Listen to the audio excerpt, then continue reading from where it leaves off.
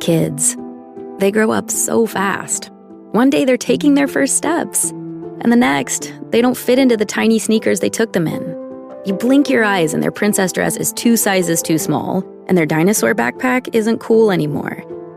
But don't cry because they're growing up. Smile, because you can profit off of it.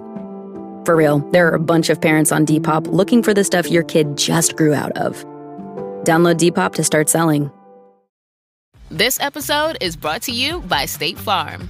Listening to this podcast? Smart move. Being financially savvy? Smart move. Another smart move? Having State Farm help you create a competitive price when you choose to bundle home and auto.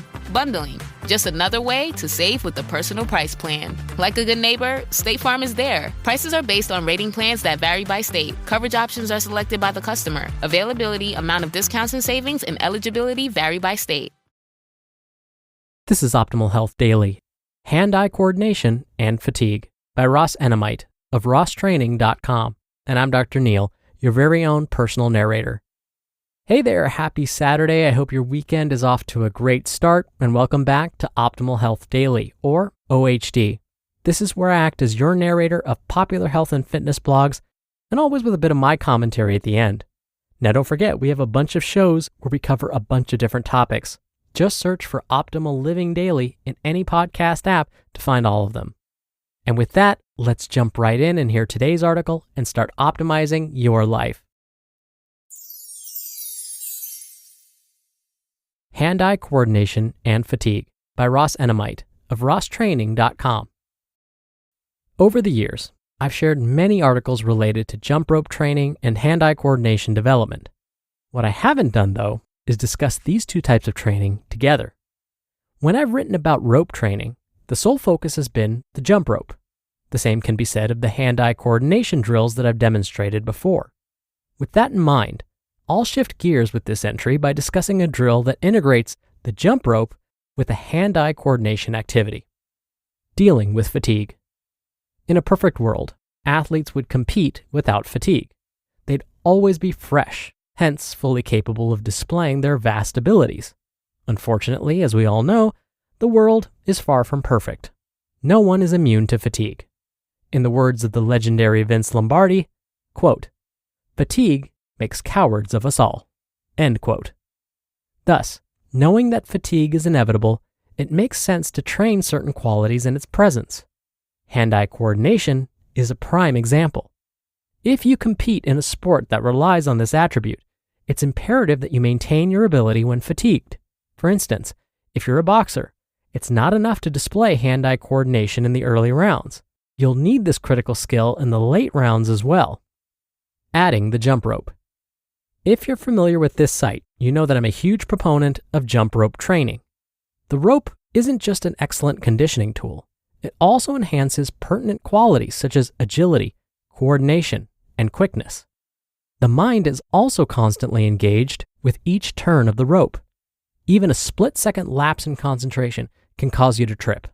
Therefore, the rope doesn't just challenge the body, it also challenges the mind. Consider the physical and mental benefits of the jump rope. It makes an ideal addition to your hand-eye training. I enjoy integrating the jump rope along with a hand-eye coordination activity. The rope serves as the conditioning tool, while hand-eye coordination is targeted during your rest periods. For instance, you will skip rope, which would be the conditioning, for a timed round, and then juggle, which incorporates hand-eye coordination, during your rest period. Thus, when you are juggling, you'll also be trying to recover from the rope work that you just finished. In other words, you will never be fresh when juggling. As for sample routines, a hand-eye coordination activity can be added to almost any rope workout. For example, if you perform 30 to 60 second sprints with the rope, you could juggle for the 30 to 60 seconds that you rest in between intervals. The same could be done if you were skipping for longer rounds, like 3 to 5 minutes.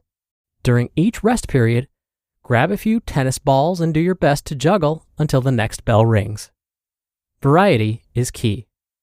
Juggling isn't the only hand-eye coordination activity you can perform. There are countless options. Juggling certainly is convenient, however. You can juggle almost anywhere. Yet, despite the benefits and convenience of juggling, I wouldn't limit yourself to a single activity. When training hand-eye coordination, I'm a firm believer in variety. The goal isn't to specialize in a single drill. Instead, you should strive to challenge yourself with a varied approach. Therefore, it goes without saying that you don't need to be a juggling expert to benefit from juggling. It's acceptable and expected that you will struggle. That is by design. If it was easy to perform the activity in a fatigued state, the benefits would be limited. The goal of performing a hand-eye coordination activity in a fatigued state is to challenge the body and mind. You are essentially forcing yourself to be ultra-concentrated. Such acuity is often necessary during competition. We are trying to replicate that heightened sense of awareness in the gym. Fortunately, we can do so without risk. The worst thing that can happen is you'll get frustrated by dropping a ball. Final thoughts. As I've said before, the significance of hand-eye coordination cannot be overstated. It's a critical attribute for so many athletes. Any time spent training the hands, eyes, and brain is time well spent. And please note, I don't say this to suggest that you should add hand-eye training to every conditioning workout. Such work is certainly beneficial, however. You'll be surprised at how difficult it is to maintain your ability while simultaneously dealing with fatigue. Mixing the jump rope in with some dedicated hand-eye coordination drills makes for an excellent combination that you'll never outgrow. You just listened to the post titled Hand-Eye Coordination and Fatigue by Ross Enamait of rosstraining.com, and I'll be right back with my commentary. Close your eyes, exhale, feel your body relax, and let go of whatever you're carrying today. Well, I'm letting go of the worry that I wouldn't get my new contacts in time for this class. I got them delivered free from 1-800-CONTACTS. Oh my gosh, they're so fast. And breathe. Oh, sorry. I almost couldn't breathe when I saw the discount they gave me on my first order. Oh, sorry. Namaste. Visit 1-800-CONTACTS.com today to save on your first order. 1-800-CONTACTS. So good, so good, so good. New year, new gear. Thousands of fresh active styles are at Nordstrom Rack stores now. Save on top brands like Nike, Puma, and Free People, starting at just $35. How did I not know Rack has Adidas? There's always something new. Plus, join the Nordy Club to shop new arrivals first, unlock exclusive discounts, and more. Great brands, great prices. That's why you Rack. Dr. Neil here for my commentary. Now, today's author is a regular contributor to this podcast, and that's because Ross shares such great information.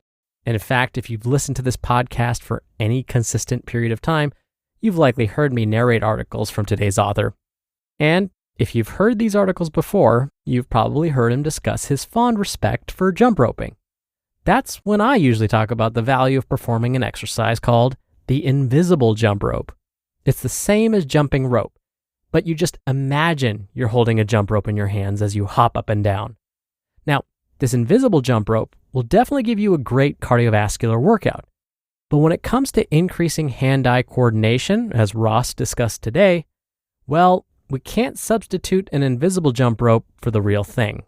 Using a real jump rope will definitely improve hand-eye coordination on its own, over using an invisible one, of course. Now, that's not taking into account the juggling that Ross was describing as well. But if you find that jump rope is hard enough as it is, well, then there is a potential advantage to starting with this invisible jump rope idea. When I first wanted to incorporate jump roping into my routine, my coordination was terrible. So I started with an invisible jump rope. Once I became comfortable with that, I tried using a real one.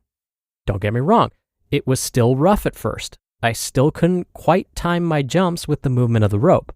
But the benefit of practicing invisible jump rope was that my body was mostly used to the move.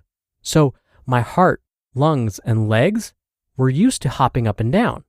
That meant I didn't have to deal with fatigue and relearn the hand-eye coordination needed. So I didn't become as frustrated in the beginning. I'm still not a great juggler, but that's something I need to work on. All right, that'll do it for me for today. I hope you're having a great weekend, and I'll be back here tomorrow for the Sunday show where your optimal life awaits.